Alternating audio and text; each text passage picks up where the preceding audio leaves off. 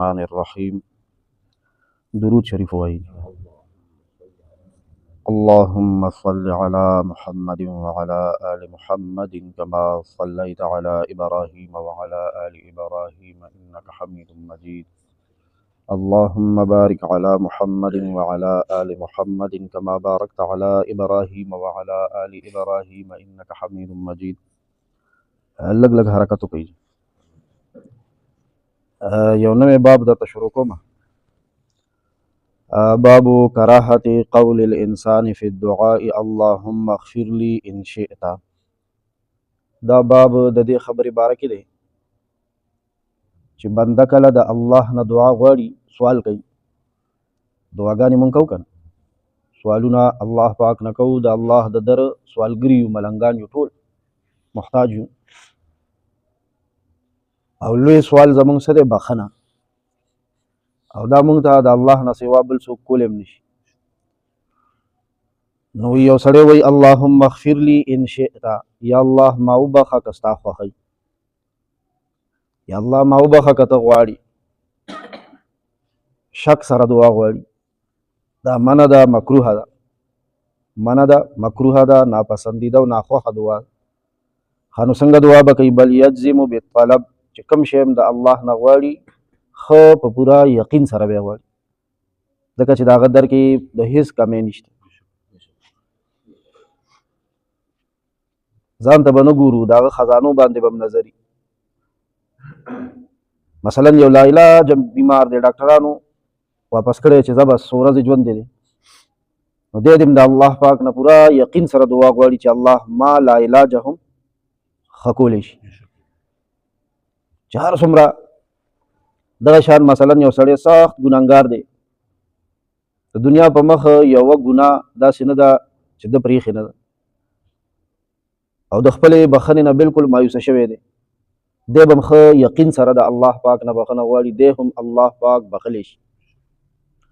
دغه شان یو ناممکن نه ناممکن کار موږ ته ښکاري، هغه الله پاک پوره کولی شي. د باب مقصد دا دی چې په دعا کې به شک نه ساتو، بلکې یقین سره به دعا غواړو.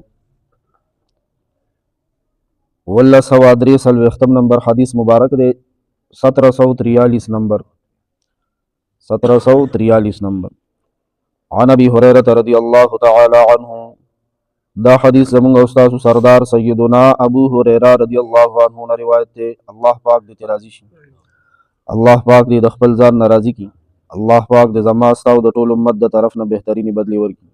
ان رسول الله صلی الله تعالی علیه وسلم قال، چې جناب نبی کریم صلی الله علیه وسلم ارشاد فرمایلی دی، لا یقولن احدکم اللهم اغفر لي ان شئت.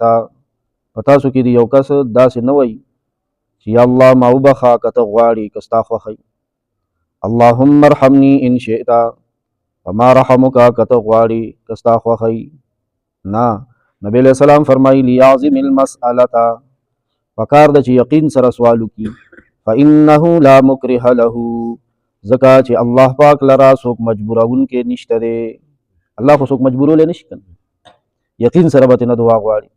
متفق علیه، دا حدیث متفق علیه دی.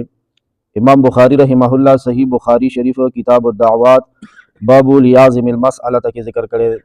صحیح مسلم شریف کې امام مسلم رحمه الله کتاب الذکر والدعاء باب العزم بالدعاء کې ذکر کړی دی. امام مالک رحمه الله خپل موطا امام مالک کې ذکر کړی دی. امام احمد مسند احمد شریف کې په 37318 نمبر باندې دا حدیث مبارک ذکر کړی دی. امام ترمذی، امام ابن حبان، امام ابن ماجه، مصنف ابن ابي شیبہ کی په 10 جلد 199 نمبر باندې دا حدیث مبارک ذکر دی. عمره ګڼ شمیر حضرات محدثینو د دې حدیث مبارک تخریج کړی دی.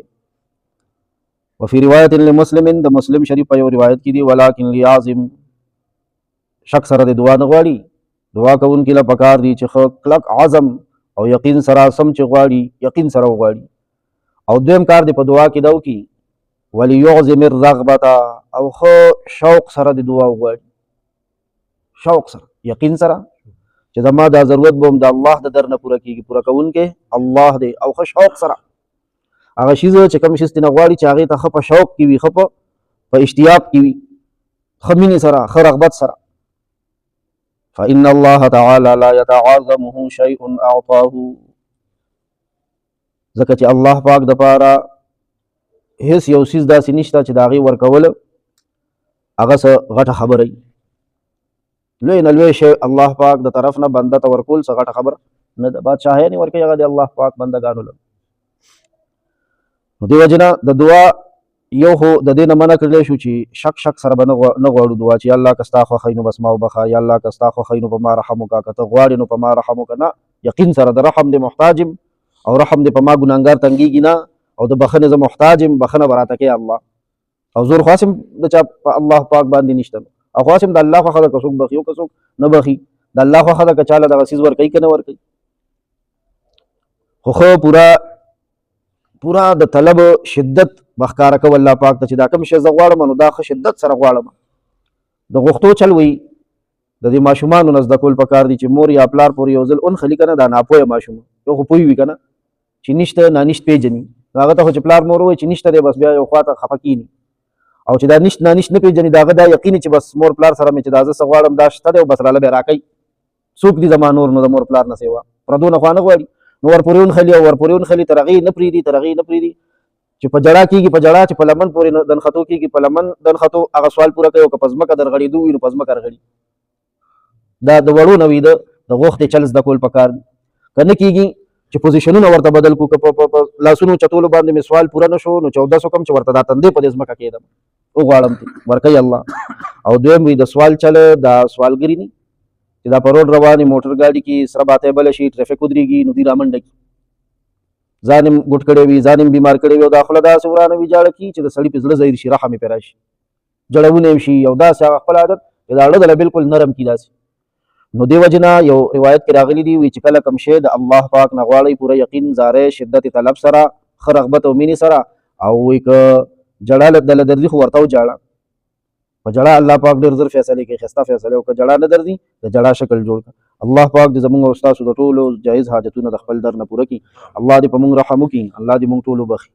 صلی الله تعالی علی خیر خلقه محمد و آله و اصحابه اجمعین برحمتک یا ارحم الراحمین.